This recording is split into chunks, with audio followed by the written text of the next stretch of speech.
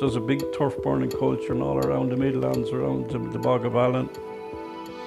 Back in the mid-1980s, 100% of social housing in Dublin was solid fuel based. 80% of private housing was solid fuel based. So we had terrible air pollution events, loads of people dying, people getting sick. Dublin this afternoon. Smog levels in this area broke EC limits on 3 consecutive days. It was grim. The city was dirty. You could smell the air, you could feel it, you could breathe it, you could taste it.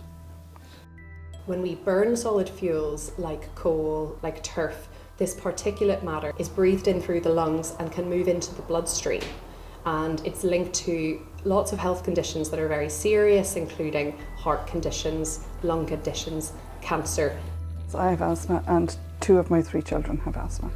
Doctors are advising people with heart and lung ailments to stay indoors if at all possible. Eventually they brought in a ban in 1990 on smoky fuels in the Greater Dublin area.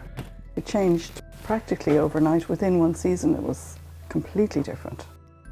When these fuels are burned, they also release carbon dioxide, and that contributes to climate change, which we know has adverse impacts on health and health inequalities.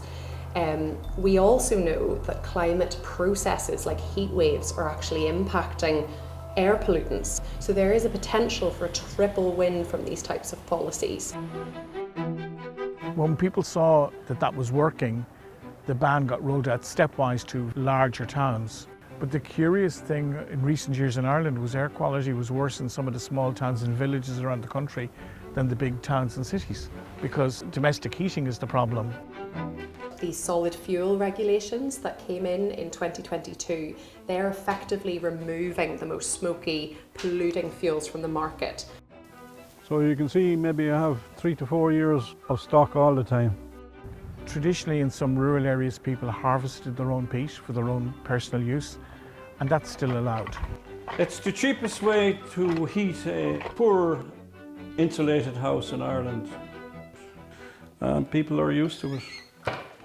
For nostalgia, you know, the smell of turf burning is gorgeous. And people who have access to the bog, they cut their own turf, they had their own fuel source. You would be tempted to go back. I can understand why, but I would say don't. It's a complex situation. Some people's conditions are dictated by how much money they have, the house that they live in, how energy efficient it is. So it's extremely important when we're bringing in policies that we ensure that there's efficient support, that there's a just transition to cleaner forms of energy. Unlike with water, where you can buy bottled water, you can't buy bottled air to live and breathe. Hence, you have to deal with the issue, stop the pollution. And it's a win-win. Less people are being affected by air pollution, and we're improving the climate emissions.